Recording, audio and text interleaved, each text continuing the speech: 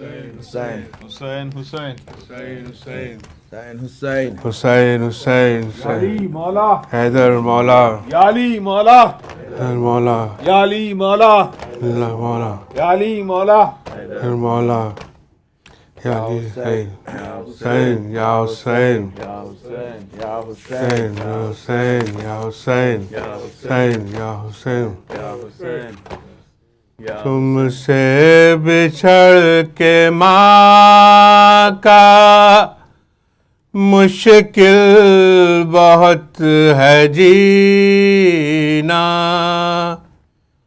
माँ को भी साथ ले लो, रुक जाओ ऐ सकीना,